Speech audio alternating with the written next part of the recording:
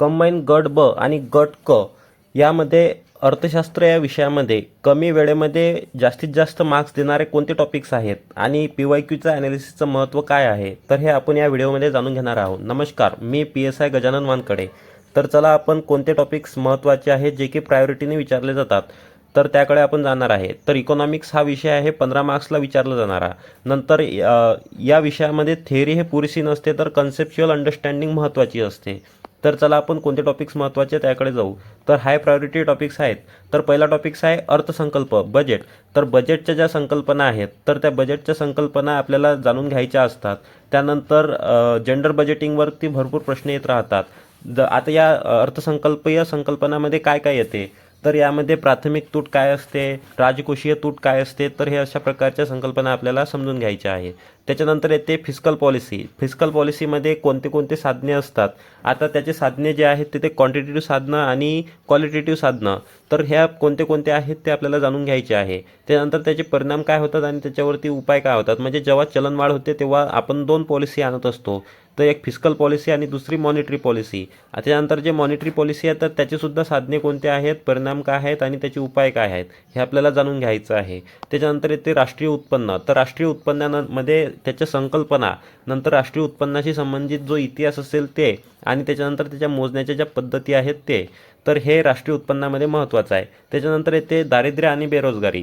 या टॉपिकवरती सुद्धा एक एक प्रश्न हमखास राहतो. त्यामध्ये समित्या, आणि यामध्ये सुद्धा सर्वात महत्त्वाची जी समिती आहे तर हे तेंडुलकर समितीची आकडेवारी आपल्याला पाठ करायची आहे.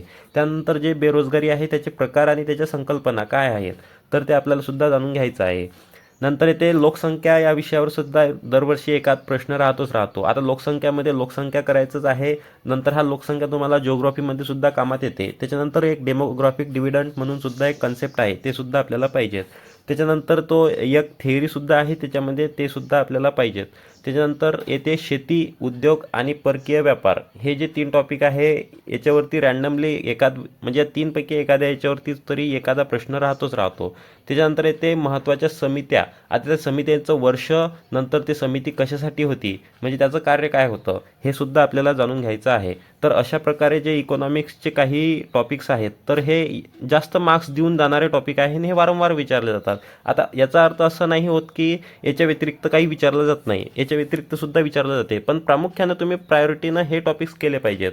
त्याच्यानंतर आपण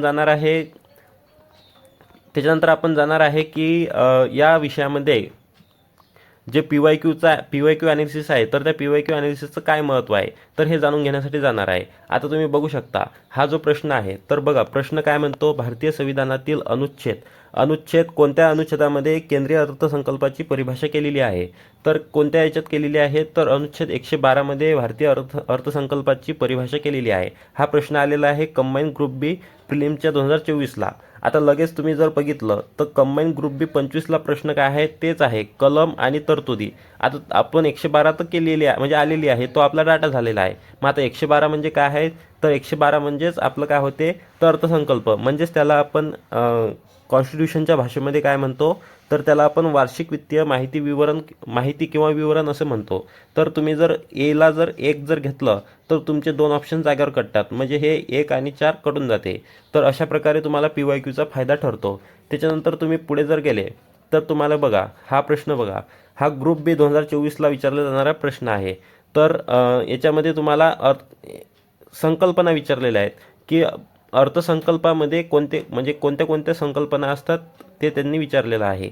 तर या दस्तऐवजामध्ये एकूण जमा खर्च दर्शवला जाते, राजकोषीय तूट दर्शवल्या जाते, प्राथमिक तूट दर्शवल्या जाते, नंतर परिणामकारक महसुली तूटसुद्धा दर्शवल्या जाते. याचं उत्तर आहे वरीलपैकी सर्व. आता तुमचं काम काय आहे, तर याचा अर्थ काय होतो हे आपल्याला जाणून घ्यायचं आहे, कारण याच्यावरती आपल्याला पुढच्या वर्षीसुद्धा प्रश्न येऊ शकतो. तर लगेच बघा तुम्ही ग्रुप बी 2025ला प्रश्न आलेला आहे. काय प्रश्न आलेला आहे, राजकोषीय तूट म्हणजे काय. आता बघा राजकोषीय तूट इथं कन्सेप्ट आलेली आहे आणि लगेच त्याच्यावरती प्रश्न कधी आहे, 2025ला लगेच प्रश्न आलेला आहे. आता राजकोषीय तूट म्हणजे काय हा प्रश्न तुम्हाला आलेला आहे. लगेच तुम्ही जर आणखी खाली जर गेला तर ग्रुप बी 2026ला लगेच प्रश्न आहे, प्राथमिक तूट म्हणजे काय आहे. म्हणजे तुम्हाला एक लिंक बघा, तुम्ही एका वर्षी जो प्रश्न विचारला आहे त्याच्याच कन्सेप्टवरती ऑप्शन्सवरती तुम्हाला कंटिन्यू प्रश्न येत आहेत. त्याच्यानंतर तुम्ही आणखी पुढे जर बघितलं PYQचं ॲनालिसिसचं महत्त्व काय आहे, तर हे तुम्ही बघा ग्रुप बी 2024ला प्रश्न आलेला आहे की 1969मध्ये 19 बँकांचे राष्ट्रीयकरण झाले. आता तुम्ही यावेळेस सतर्क होणार, कारण हा 19 बँकांचे राष्ट्रीयकरण नाही तर एकूण 14 बँकांचे झाले होते आणि 1980ला 6 बँकांचे राष्ट्रीयकरण झाले होते. आता तुमच्या लक्षात आलं असेल की हे म्हणजे पहिलं स्टेटमेंट चुकीचं आहे, तर हे जे दुसरं स्टेटमेंट आहे हे राईट आहे, म्हणून उत्तर काय देणार आहे तुमचं? ऑप्शन नंबर 2 येणार आहे. आता तुम्ही आणखी पुढे जर गेले तर लगेच ग्रुप सी प्रिलिमच्या 2024ला प्रश्न आहे. काय प्रश्न आहे? भारतातील प्रमुख 14 व्यापारी बँकांचे पण कधी 1959ला राष्ट्रीयकरण झाले काय? तर नाही, 1969ला झाले होते. कितीला झाले होते? 1969ला. म्हणून हे बी स्टेटमेंट काय होणार आहे? चुकीचं ठरणार आहे. बी जर तुमचं चुकीचं ठरत असेल तर ऑप्शन नंबर 1 सुद्धा जाते, ऑप्शन नंबर 2 सुद्धा जाते आणि उरते का तुमचं ऑप्शन नंबर 3 आणि ऑप्शन नंबर 4. आता तुम्हाला माहितीच आहे RBIची स्थापना 1935ला करण्यात आली होती, म्हणून तुमचं उत्तर काय राहणार आहे? Option number 4 ACD. अशा प्रकारे PYQच्या आधारावर तुम्ही प्रश्न सोडू शकता. आता लगेच तुम्ही ग्रुप बी 25 प्रिलिम्सला जर गेले तर लगेच 19 जुलै 1969ला किती खाजगी बँकांचे राष्ट्रीयकरण झाले होते असा प्रश्न आलेला आहे. आता ते आपण काय बघितलं आहे वरती? 19 बँकात का नाही, तर एकूण किती बँका होत्या? 14. आता तुमच्या एक लक्षात आलं असेल की नेक्स्ट इयरला जर प्रश्न विचारायचा झाला तर किती ठेवी म्हणजे राष्ट्रीयकरण करण्याच्या वेळेस ते किती ठेवीवरती ते बँकांचे राष्ट्रीयकरण करण्यात आले, किंवा 1980ला जे राष्ट्रीयकरण झाले तर तेव्हा किती बँकांचे करण्यात आले, अशा प्रकारे प्रश्न येण्याची शक्यता आहे. त्याच्यानंतर आणखी तुम्ही पुढे जर गेला तर बघा, वित्त आयोग आणि त्याचे अध्यक्ष विचारलेले आहेत. आता वित्त आयोग जे आहेत पहिला, दुसरा, तिसरा, चौथा आणि त्याचे अध्यक्ष विचारले आहेत. मग याचा अर्थ ग्रुप बी 2023ला हा प्रश्न आहे मेन्सला. मग याचा अर्थ काय होणार आहे? मग करंटचे जे वित्त आयोग आहेत तर करंटचे वित्त आयोगाचे अध्यक्ष सुद्धा तुम्हाला माहिती पाहिजेत. मग तुम्ही हा प्रश्न आल्यानंतर करंटचे सुद्धा माहिती करून जर घेतली असाल तर लगेच बघा, राज्यसेवा मेन्स 2024ला प्रश्न आलेला आहे की 15वे वित्त आयोगाची नेमणूक ज्या MK सिंग यांच्या अध्यक्षतेखाली झाली होती. मग आता हे खरंच झाली होती का? तर हो, झाली होती, कारण तुम्ही ते माहिती करून घेतलेलं आहे. तर बघा, त्याच्या पुढे बघा लगेच प्रश्न आहे काय? ग्रुप बी 2024 मेन्सला प्रश्न आहे की किती 15वे वित्त आयोग जे होते तर 15वे वित्त आयोगाचे अध्यक्ष कोण होते? MK सिंग. मग 15वेचे MK सिंग जर अध्यक्ष असतील तर ला तुम्ही 2 जर घेतलं, ला जर 2 घेतलं डायरेक्टली तुमचं उत्तर येऊन जाते. म्हणजे तुम्हाला PYQच्या बेसवरती कशा प्रकारे प्रश्न सोडवता येतात याच्याकडे तुम्ही लक्ष द्या आणि ते किती महत्त्वाचे आहेत हे सुद्धा तुम्ही जाणून घ्या. म्हणून माझं एकच म्हणणं आहे की तुम्ही ऑलवेज टॉपिक सोडवत असताना PYQ सुद्धा म्हणजे PYQवर सुद्धा तेवढंच लक्ष द्यायला पाहिजेत. आता लगेच बघा 2024ला प्रश्न येऊन गेला आणि लगेच 2025ला प्रश्न काय आहे? तर 16वे वित्त आयोगाचे अध्यक्ष कोण? आणि इथंच दिलेलं आहे की 16वे वित्त आयोग. आता 16वे वित्त आयोगाचे अध्यक्ष कोण दिलेले होते? अरविंद पंगारिया. म्हणून याचं उत्तर काय राहणार आहे? अरविंद पंगारिया. लगेच उत्तर येऊन जातं तुमचं. म्हणजे याला काही असं स्पेशल अभ्यास करण्याची काही गरज नाही आहे. त्याच्यानंतर आणखी तुम्ही पुढे जर गेला PYQमध्ये, आपण सर्व PYQs काढलेले आहेत. तुमच्यासाठी जेवढी सारी मेहनत केलेली आहे. बघा काय म्हणते? मध्यवर्ती बँकेच्या गुणात्मक पतनियंत्रणाचे साधन नाही आहे. मग आता मला सांगा, मध्यवर्ती बँक म्हणजे कोणता? RBI. RBIचं गुणात्मक पतनियंत्रण नाही आहे, साधन नाही आहे. मग कोणतं असेल? तर संख्यात्मक. कारण पतनियंत्रणाची साधने किती प्रकारचे? 2 प्रकारचे, एक गुणात्मक आणि एक संख्यात्मक. मग आता संख्यात्मक कोणतं आहे? तर संख्यात्मक आहे खुल्या बाजारातील व्यवहार. हे तुम्हाला करावं लागेल, कारण की नाही ग्रुप बी 2024ला हा प्रश्न आलेला आहे. मग लगेच ग्रुप बी 25ला प्रश्न काय आहे? तर संख्यात्मक साधने कोणती आहेत ते तुम्हाला सांगायचं आहे. मग आता संख्यात्मक साधने कोणती आहे? इथं आपण काय बघितलं आहे? खुल्या बाजारातील व्यवहार. मग हे जर खुल्या बाजारातील खरेदी विक्री जर असेल तर तुमचं ऑप्शन्स कोणते कोणते येणार आहेत त्याच्यामध्ये? ऑप्शन नंबर 3 येईल, ऑप्शन नंबर 4 येईल. या दोनपैकी तुम्ही उत्तर काढू शकता. म्हणजे अशा प्रकारे तुम्हाला ते PYQ फायदेशीर ठरतात. आता ते तुम्हाला तर डायरेक्टली पूर्ण डिटेल्समध्येच हा टॉपिक करायला पाहिजेत, कारण याच्यावरती वारंवार प्रश्न विचारले जात आहेत. बघा लगेच ग्रुप बी 2024ला सुद्धा प्रश्न आहे, 25ला सुद्धा प्रश्न आहे आणि लगेच ग्रुप बी 26ला सुद्धा प्रश्न आहे. आता याचा बघा, तुम्ही इथं संख्यात्मक साधने दिलेली आहेत.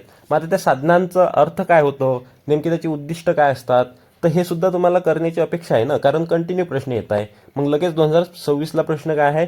संख्यात्मक साधने त्याचे उद्दिष्ट काय आहे? म्हणजे तुम्ही जर ते टॉपिक व्यवस्थित केले असते तर तुमचा लगेच हा प्रश्नसुद्धा सोडवला गेला असता. त्याच्यानंतर जर आपण पुढे गेलो तर पुढे बघा, पुढे काय म्हणते? मानवी विकास निर्देशांकामध्ये जे आहे बहुआयामी दारिद्र्य निर्देशांकाचे किती म्हणजे 3 आयाम प्रतिबंधित होतात. किती होतात? 3 होतात. कोणते कोणते आहेत ते? आरोग्य, शिक्षण आणि राहणीमान. आता हे जे 3 आयाम आहेत तर हे 3 आयाम तुमच्या लक्षात आले. आता तुम्ही हे पाठ केले असेल, ठीक आहे. ग्रुप बी 2023ला प्रश्न आला. नंतर लगेच ग्रुप सी मेन्स 2023ला कोणता प्रश्न आहे बघा. तर त्याच्यामध्ये बघा तिसरं स्टेटमेंट काय आहे, तर मानवी विकासाशी निगडीत 5 घटकांचा समावेश मानवी विकास निर्देशांकात करण्यात येतो. तर मग हे स्टेटमेंट चुकीचं ठरणार ना, कारण आपण वरती बघितलं आहे की तीनच आहेत ते निर्देशांक. तर ते म्हणून ऑप्शन नंबर स्टेटमेंट नंबर 3 जे आहे ते चुकीचं ठरणार आहे. मग 3 जर चुकीचं असेल तर लगेच बघा ऑप्शन नंबर 1 मध्ये सुद्धा सी आहे ते कट होणार. ऑप्शन नंबर 2 मध्ये सुद्धा सी आहे ते सुद्धा कट होणार. ऑप्शन नंबर 4 मध्ये सुद्धा सी आहे ते सुद्धा कट होणार. म्हणजे आपलं उत्तर काय येणार आहे, तर आपलं उत्तर लगेच येणार आहे ऑप्शन नंबर 3. अशा प्रकारे तुम्हाला आता प्रश्न खूप मोठा वाटतो, परंतु तुम्ही एका स्टेटमेंटवरून सुद्धा सोडू शकता, कारण ते PYQ मध्ये आलेलं आहे. आता पुढे जाऊ आपण. पुढे बघा लगेच ग्रुप सी मेन्सला प्रश्न आहे, लगेच ग्रुप बीच्या प्रिलिम्सला प्रश्न आहे 2024च्या.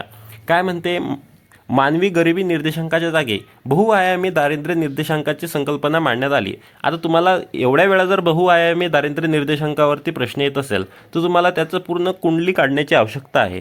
मग तुम्हाला हा तर प्रश्न सोपीच आहे. समजा ती संकल्पना मांडण्यात कधी आली, तर ती संकल्पना मांडण्यात आली होती मानव विकास अहवाल 2010मध्ये मांडण्यात आली होती. आणि मानव विकास निर्देशांक हा सुद्धा कधी चालू करण्यात आला होता, 1990ला.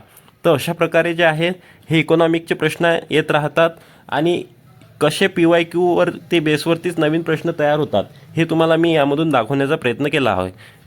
आणि तुम्हाला जर हे हाय प्रायोरिटी टॉपिक्स किंवा इतर कोणत्या विषयाचं आणखी असं विश्लेषण पाहिजे असेल तर तुम्ही कमेंट बॉक्समध्ये सांगा. आणि हाय प्रायोरिटी टॉपिक्सची PDF लागत असेल तर ते सुद्धा तुम्ही कमेंट बॉक्समध्ये सांगा. धन्यवाद.